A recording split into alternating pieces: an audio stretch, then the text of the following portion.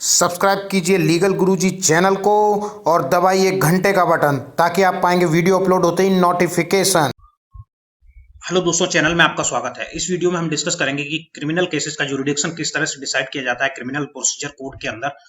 और दूसरा टॉपिक रहेगा कि आईपीसी 498 ए का जुरिडिक्शन किस तरह से डिसाइड होता है। और अभी रिसेंटली जो एक केस चल रहा है सुशांत सिंह राजपूत का, जिसमें उसके फादर ने पटना में एफआईआर कराई है और जो एक्यूज्ड है रिया चक्रवर्ती, वो सुप्रीम कोर्ट में पहुंच गई है कि उसकी एफआईआर को पटना से मुंबई ट्रांसफर किया जाए। तो उसके बारे में थोड़ा डिस्कस करेंगे कि क्या कोर्ट का व्यू रह सकता है।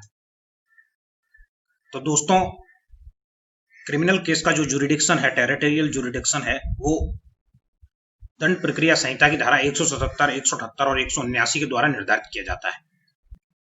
जुरिडिक्शन से मतलब है कि उस केस का जो ट्रायल और जांच कहां पर होगी। तो आइए अब हम देख लेते हैं बारी बारी से कि सीआरपीसी 177 में क्या है, 178 में क्या है और 179 में क्या है।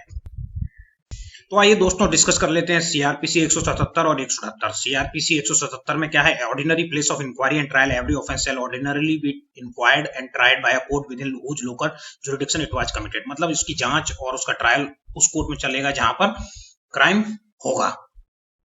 अब सेक्शन 178 ऑफ सीआरपीसी में क्या है? जब ये अनसर्टेन हो कि भाई किस एरिया में क्राइम हुआ है, तो मान लिया कि वो क्राइम दो एरिया में हुआ है, एक ही क्राइम, तो उन दोनों एरिया में वो ट्रायल चलाया जा सकता है।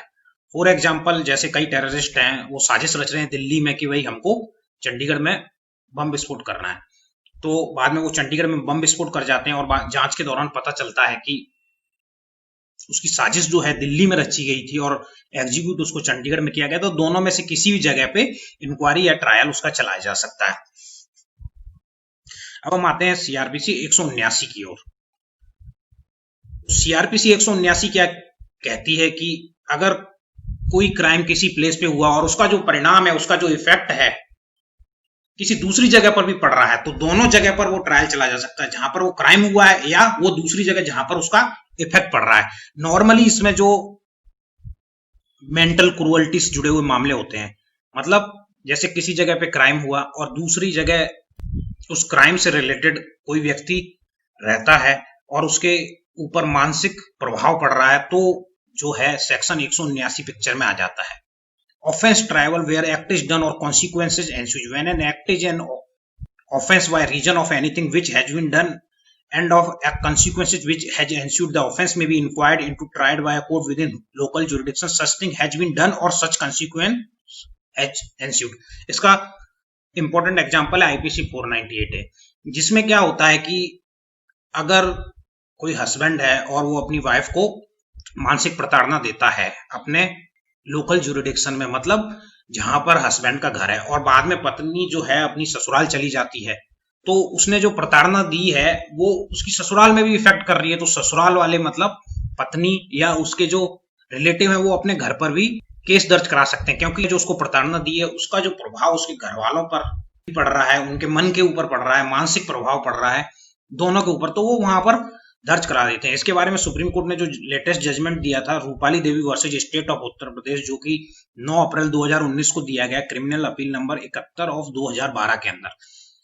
तो इसमें कोर्ट ने ये माना है कि जो अपराध ऐसे होते हैं जिनका मानसिक प्रभाव पड़ता है, वो दोनों जगह पर दर्ज कराए जा सकते हैं, जहां पर क्राइम हुआ या जहां पर मानसिक प्रभाव पड़ा।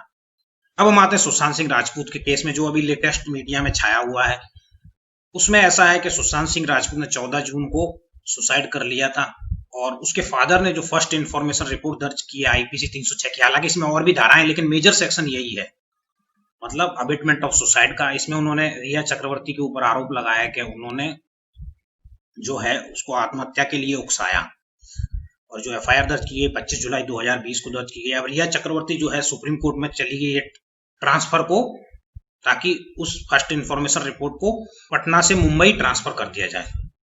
तो अब हम देखते हैं कि इसमें क्या व्यू हो सकता है, जो ये हमने सीआरपीसी 170, 178, 179 पढ़ा।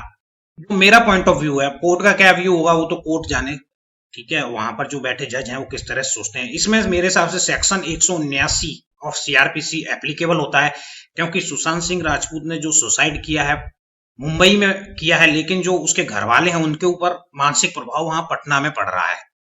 तो उन्होंने पटना में अपनी एफआईआर दर्ज कराई है और इसमें जो जजमेंट जो दिया था मैट्रिमोनियल केसेस के अंदर सुप्रीम कोर्ट ने रूपाली देवी versus state of Uttar Pradesh में, उसमें भी सेम ऐसा ही कहा था कि वही मानसिक प्रभाव जहां पड़े वहां पर भी एफआईआर दर्ज कराई जा सकती है। और ये भी सुशांत सिंह राजपूत वाला भी केस एक तरह से मैट्रिमोनियल केस से रिलेट किया जा सकता है, क्योंकि सुशांत और रिया चक्रवर्ती लिव इन में रहते थे और लिव इन रिलेशनशिप को कोर्ट एक तरह से शादी ही मानता है, इंडियन कोर्ट शादी की तरह ही मानता है लिव इन रिलेशनशिप को। सुप्रीम कोर्ट किसी जजमेंट में लिव इन रिलेशनशिप को कानूनी दर्जा भी दे चुका है, सारे राइट्स पा सकती है जो लिव इन रिलेशनशिप में महिला रहती है, जैसे एक पत्नी पाती है। तो ये भी एक मैट्रिमोनियल टाइप का ही केस माना जाना चाहिए मेरे हिसाब से। अब पता नहीं कोर्ट इसमें क्या करेगा, जो वहां जज बैठेंगे या जो बेंच बैठेगी वो किस तरीके से इसको डील करेगी, लेकिन मेरे हिसाब से इसमें सेक्शन 179 ऑफ सीआरपीसी एप्लीकेबल होता है। तो सुशांत सिंह राजपूत का जो ये केस है, जो एफआईआर हुई है पटना में, उसका जुरिडिक्शन दोनों जगह बनता है, पटना में भी मुंबई में भी। तो मेरे हिसाब से सुप्रीम कोर्ट को ये केस ट्रांसफर नहीं करना चाहिए। और आपका क्या व्यू है इस केस में,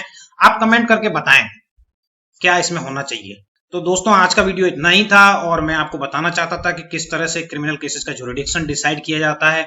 हो सकता है ये आपको आपके कुछ केस वगैरह करना चाहते हो तो आपको ये मदद करे ये वीडियो को लाइक करें, सब्सक्राइब करें और शेयर करें। धन्यवाद, बाय बाय, टेक केयर।